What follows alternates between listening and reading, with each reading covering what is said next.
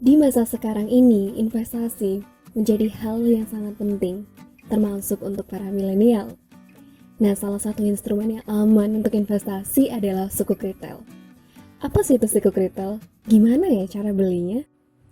Halo millennials, perkenalkan kami dari kelompok 481 KKM PKN STAN. Nah, dalam video kali ini, kami akan membahas mengenai investasi sukuk retail untuk milenial. Tahu nggak sih? Berdasarkan survei yang dilakukan oleh IDN Research Institute, bekerja sama dengan Alvara Research Center, hanya sebesar 10,7% saja dari pendapatan generasi milenial yang ditabung. Sedangkan sisanya sebesar 51,1% habis untuk kebutuhan bulanan. Padahal idealnya dalam perencanaan keuangan, investasi memiliki proporsi sebesar 20% dari pendapatan. Bahkan, 69% milenial masih belum memiliki strategi investasi loh. Selain itu, minat milenial untuk berinvestasi juga masih sangat rendah. Hanya sekitar 2% saja. Namun banyak faktor yang mempengaruhi rendahnya minat generasi milenial untuk berinvestasi. Salah satunya, mengutamakan pengeluaran untuk lifestyle yang bersifat konsumtif, sering berpindah tempat kerja, menginginkan investasi jangka pendek dengan hasil yang tinggi, kurangnya pengetahuan mengenai jenis investasi, dan belum menjadikan investasi sebagai gaya hidup. Nah, salah satu instrumen investasi yang akan dibahas di video kali ini adalah sukuk retail. Sukuk retail sendiri merupakan produk investasi syariah yang ditawarkan oleh pemerintah kepada individu warga negara Indonesia sebagai instrumen investasi yang aman, mudah, terjangkau, menguntungkan dan pasti dijamin oleh pemerintah melalui Undang-Undang Nomor 19 Tahun 2008. Nah, dalam buku yang diterbitkan oleh Direktorat Pembiayaan Syariah DCPPR yang berjudul Sukuk Negara Instrumen Keuangan Berbasis Syariah, adapun tujuan untuk penerbitan sukuk retail sendiri yaitu memenuhi kebutuhan pembiayaan, pembangunan proyek tertentu, dan tambahan dana segar bagi pemerintah. Pemerintah juga memiliki alasan kenapa menerbitkan sukuk retail. Yang pertama, karena sukuk telah sesuai dengan prinsip syariah. Selanjutnya, adanya fasilitas perpajakan, di mana pemerintah menetapkan perlakuan pajak yang sama atas sukuk dan juga obligasi. Tujuannya untuk menghindari adanya pajak berganda atas transaksi underlying aset. Selanjutnya, fleksibilitas dalam pengembangan produk. Sukuk sendiri dapat dikembangkan menjadi berbagai variasi produk, karena sukuk distrukturisasi berdasarkan akad-akad dalam konsep syariah yang jumlahnya cukup banyak. Selanjutnya, potensi investor jauh lebih luas. Sukuk sendiri tidak hanya menyasar investor syariah, tetapi juga investor konvensional. Alasan lainnya adalah potensi dana keuangan syariah dan keterkaitan dengan aset real. Dan yang terakhir pastinya adalah keamanan, di mana sukuk sendiri telah dijamin oleh pemerintah melalui undang-undang. Dengan pembelian sukuk retail, kita tidak hanya berinvestasi, tapi kita juga berkontribusi pada negara loh. Nah, jadi apa sih kontribusi sukuk retail dalam pembangunan negara? Akumulasi penerbitan SBSN dari tahun 2008 sampai dengan 24 Agustus 2020 mencapai 1.478 triliun rupiah, di mana porsi SBSN terhadap SBN terus meningkat hingga mencapai 19%. Outstanding SBSN per 24 Agustus 2020 mencapai 914,87 triliun rupiah. Sedangkan untuk contoh kontribusi nyata, sukuk retail dalam pembangunan proyek sampai dengan tahun 2020 adalah sebagai berikut. Yang pertama adalah pembangunan jalur kereta api di Jawa, Sumatera, dan Sulawesi. Terdiri dari proyek pembangunan double track Manggarai Bekasi, double track Cirebon Kroya, dan elevated Kuala Namu Medan. Kemudian pembangunan jalan dan jembatan di 30 provinsi. Pembangunan 265 proyek sumber daya air, terdiri dari pembangunan bendungan, irigasi, penyediaan, dan pengolahan air tanah. Kemudian pengembangan dan juga revitalisasi asrama haji dan pusat layanan haji serta umroh terpadu di 24 lokasi. Selanjutnya adalah pengembangan dan pembangunan gedung perkuliahan di 62 perguruan tinggi seperti ITERA, ITK, UNSUD, dan PTKI. Kemudian ada pembangunan 7 taman nasional, dan yang terakhir ada pembangunan serta pengembangan 4 laboratorium di LIPI, PSN, dan LAPAN. Syarat, manfaat, dan juga resiko suku retail yang akan dikeluarkan oleh negara. Jadi dalam waktu dekat, pemerintah akan menerbitkan sukuk retail seri SR13. Sukuk retail sendiri adalah surat berharga syariah negara yang dijual kepada individu atau perseorangan warga negara Indonesia melalui mitra distribusi di pasar perdana dan dapat diperjualbelikan di pasar sekunder. Sukuk retail seri SR13 dijual di pasar perdana hanya kepada individu WNI dan dibuktikan dengan KTP yang masih berlaku dan tercatat di Dukcapil. Seluruh dana yang diperoleh dari hasil penerbitan SR13 akan digunakan oleh pemerintah untuk membiayai APBN, termasuk pembiayaan proyek dalam APBN tahun anggaran 2020. Berikut adalah rincian dari sukuk retail seri SR13, di mana SR13 diperuntukkan untuk individu warga negara Indonesia, dijamin 100% oleh negara, imbalan sebesar 6,05% per tahun yang dibayarkan setiap bulannya.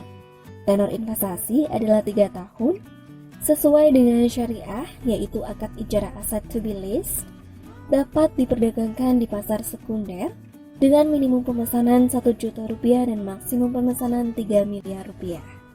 Jika kita ingin memiliki sukuk retail seri SR13, terdapat beberapa syarat yang harus dipenuhi. Berikut adalah pokok-pokoknya. Yang pertama adalah terkait dengan penerbit. Penerbit merupakan perusahaan penerbit SBSN Indonesia. Kemudian jenis akad yang digunakan adalah ijarah aset to be leased. Tanggal penerbitan adalah 30 September tahun 2020. Bentuknya sendiri adalah tanpa warka dan dapat diperdagangkan di pasar sekunder. Tenor yang digunakan adalah 3 tahun. Maturity date-nya adalah 10 September tahun 2023. Kemudian nilai nominal per unitnya adalah sebesar 1 juta rupiah, minimum pemesanan 1 juta rupiah, maksimum pemesanan 3 miliar rupiah. Jenis imbalannya adalah fixed coupon, di mana pembayaran secara periodik setiap bulan. Ditetapkan tanggal 26 Agustus tahun 2020. Tanggal pembayaran kupon adalah tanggal 10 setiap bulannya. Dalam hal tanggal 10 jatuh pada bukan hari kerja, maka akan dibayarkan pada hari kerja berikutnya tanpa kompensasi. Tanggal pembayaran pertama kupon adalah 10 November tahun 2020. Minimum holding period adalah selama 2 kali pembayaran kupon sampai dengan tanggal 10 Desember tahun 2020. Tradability-nya tradable mulai tanggal 11 Desember tahun 2020 dan underlying asetnya berupa BMN dan proyek atau kegiatan kementerian atau lembaga pada APBN tahun 2020. Setelah mengetahui syarat yang ada, selanjutnya kita akan mengetahui mengenai keuntungan dalam berinvestasi di sukuk retail. Keuntungan yang pertama tentunya adalah aspek keamanan, karena pembayaran imbalan atau kupon dan nilai nominal SR dijamin negara berdasarkan undang-undang dan dananya disediakan dalam APBN setiap tahunnya, sehingga tidak mempunyai resiko gagal bayar. Selanjutnya adalah kemudahan dan juga keterjangkauan. Kemudahan akses untuk melakukan pemesanan pembelian melalui online atau sistem elektronik dengan minimum pembelian sebesar 1 juta rupiah. Selanjutnya adalah aspek menguntungkan. SR sendiri berpotensi mendapatkan capital gain. Selain itu, imbal hasil lebih tinggi dari deposito dan pajaknya lebih kecil dibandingkan deposito, yaitu hanya sebesar 15% saja. Selanjutnya adalah kontribusi dalam membangun negeri. Pemerintah memberikan kesempatan kepada masyarakat untuk turut mendukung pembiayaan pembangunan nasional karena hasil penerbitan digunakan untuk pembiayaan infrastruktur dan pembangunan dalam negeri. Selanjutnya adalah sesuai kebutuhan. Jangka waktu investasinya sendiri adalah 3 tahun, di mana sesuai dengan kebutuhan perencanaan keuangan, serta dapat dijual sebelum jatuh tempo. Dan yang terakhir tentu sesuai dengan prinsip syariah, di mana penerbitan sukuk sesuai dengan prinsip syariah dan mendapatkan opini syariah dari DSN MUI. Selanjutnya adalah resiko jika kita berinvestasi pada sukuk retail seri SR13. Yang pertama adalah resiko gagal bayar atau default risk. Itu adalah resiko di mana investor tidak dapat memperoleh pembayaran dana yang dijanjikan oleh penerbit pada saat produk investasi jatuh tempo, kupon, dan pokoknya. SR tidak memiliki resiko gagal bayar mengingat berdasarkan Undang-Undang SBSN, negara menjamin pembayaran kupon dan pokok SBSN, termasuk SR13 sampai dengan jatuh tempo yang dananya disediakan oleh APBN setiap tahunnya. Selanjutnya adalah resiko pasar atau market risk, yaitu potensi kerugian bagi investor karena menjual sukuk sebelum jatuh tempo dengan kondisi tingkat bunga sedang mengalami penurunan, sehingga menyebabkan penurunan harga di pasar sekunder. Kondisi ini bisa dihindari dengan memegang sukuk sampai dengan jatuh tempo. Resiko yang terakhir adalah resiko likuiditas atau liquidity risk, yaitu risiko di mana investor tidak dapat melikuidasi, menjual, atau mencairkan produk investasi dalam waktu yang dekat pada harga yang wajar.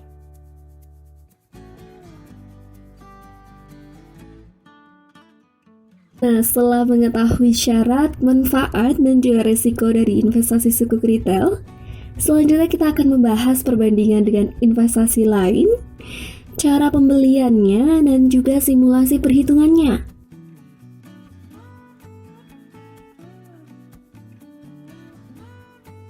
Berikut adalah perbandingan sukuk retail dengan produk investasi lainnya.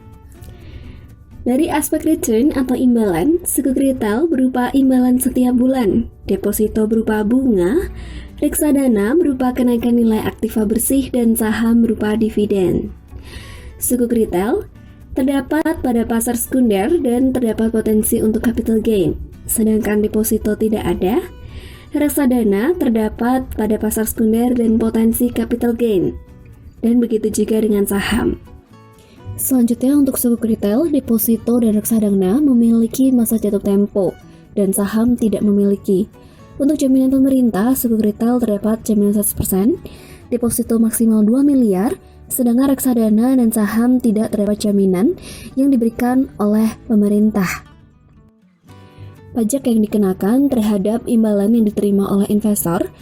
Pada sukuk retail sendiri, pajak dikenakan 15% secara final. Selanjutnya deposito sebesar 20% secara final. Khusus untuk investasi reksadana pada obligasi atau sukuk dikenai pajak 5% dan saham 10%. Selanjutnya adalah cara mendapatkan sukuk retail. Tahap pertama adalah registrasi. Calon investor akan melakukan registrasi melalui sistem elektronik MIDIS dan membuat single investor identification dan rekening surat berharga via sistem pemesanan online.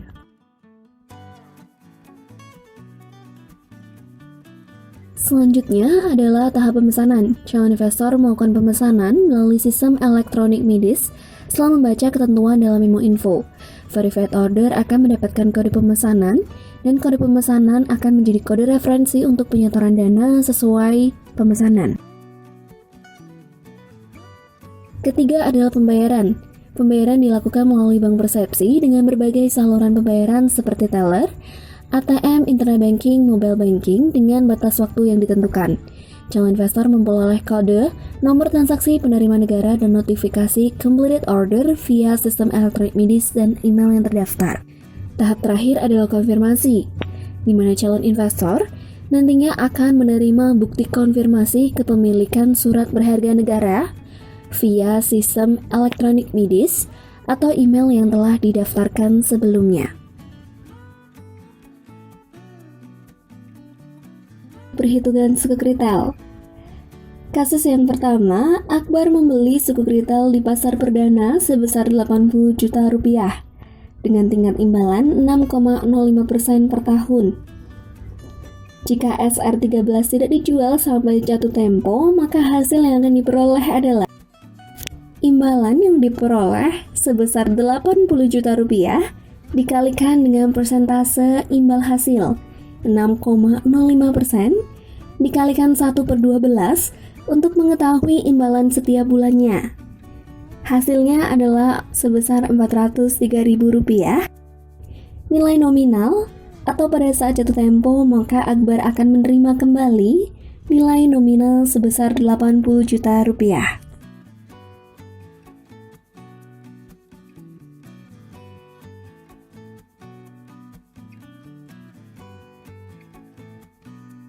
Kasus yang selanjutnya, Miftah membeli SR 013 di pasar perdana sebesar 80 juta rupiah dengan tingkat imbalan sebesar 6,05% per tahun. Jika SR13 dijual di pasar sekunder dengan harga 104%, maka hasil yang diperoleh adalah sebagai berikut. Perhitungan imbalan sama seperti kasus sebelumnya, yaitu sebesar Rp403.000 yang diberikan setiap bulan sampai dengan jatuh tempo. Dalam kasus ini, Dinta menjual SR pada harga yang lebih tinggi, yaitu 104%, sehingga ia mendapatkan capital gain. Maka total hasil yang diterima adalah 80 juta ditambah 3.200.000, sebesar Rp83.200.000.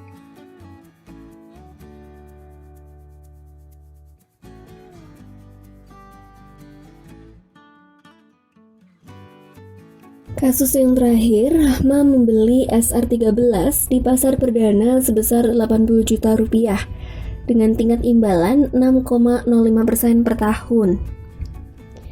Jika SR13 tersebut dijual di pasar sekunder dengan harga 98%, maka hasilnya sama dengan perhitungan sebelumnya, yaitu sebesar Rp403.000 yang dibayarkan setiap bulannya sampai dengan jatuh tempo. Sedangkan ketika Rahma menjual di bawah harganya, yaitu sebesar 98%, maka ia mendapatkan capital loss. Total yang diterima adalah sebesar 80 juta dikurangi 1.600.000, yaitu Rp78.400.000.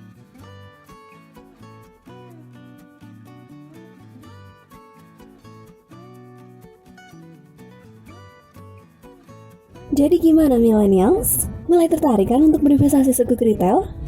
Yuk kita sama-sama berinvestasi sambil membangun negeri. Terima kasih ya telah menonton video ini. Semoga bermanfaat dan sampai jumpa.